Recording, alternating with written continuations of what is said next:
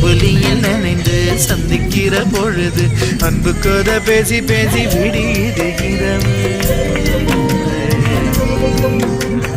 ஏழு கடல் தாண்டித்தான் ஏழு மலை தாண்டித்தான் என் கருத்து மச்சான் கிட்ட ஓடி வரும் மனசு. நாம சேர்ந்து வாழும் காட்சி ஓட்டி பார்க்கிறேன்.